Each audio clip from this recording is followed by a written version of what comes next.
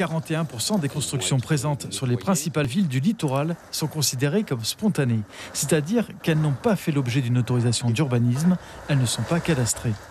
Ce résultat spectaculaire provient d'un long travail d'enquête qui concerne la communauté d'agglomération du centre littoral, mais aussi Kourou, Mana et Saint-Laurent-du-Maroni. Sinnamary et Irakubo ne sont pas pris en compte.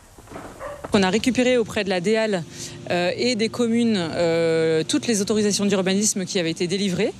Elles ont été pointées sur des photos aériennes et par transparence en fait avec le cadastre. En gros, tout ce qui n'était pas cadastré ni autorisé a été considéré comme spontané. 41%.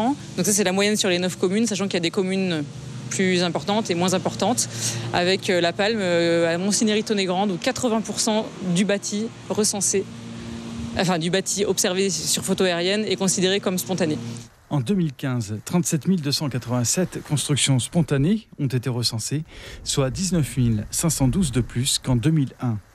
Mais attention, tous ces bâtiments ne sont pas des habitations. Dans ce total, on trouve aussi les constructions à vocation agricole ou commerciale. De la même façon, pour l'habitat, ces bâtis peuvent être des bidonvilles ou des villas. Les situations les plus préoccupantes concernent Montsinéry-Tonnégrande avec 80% de construction illégale. C'est le record selon cette étude. La situation reste inquiétante à Roura, Mana, Makouria ou encore Saint-Laurent-du-Maroni et Matoury. Remire-Montjoly est également concerné, mais dans une moindre mesure, avec 30% de construction spontanée. À Kourou, ce taux atteint 14% et 18% à Cayenne. Enfin, notons qu'un dixième du bâti spontané se trouve en zone à risque.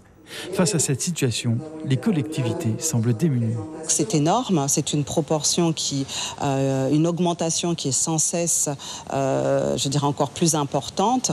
Et c'est vrai, pose toutes les questions qui ont été évoquées, c'est-à-dire les questions de la salubrité, les questions des réseaux, les questions du bâti en lui-même et de la dangerosité de ce bâti. Il est nécessaire d'avoir également à ce sujet un appui très fort de la part des services de l'État, parce qu'ils sont comme nous, je dirais, ont une part importante en termes de gestion de ce problème, que nous, collectivités, ne pouvons pas gérer. En 2016, l'État a mis en place un pôle de lutte contre les constructions illicites.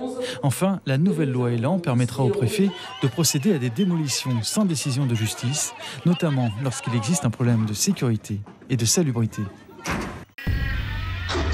Suivez l'info sur Guyana Première, télé, radio et internet.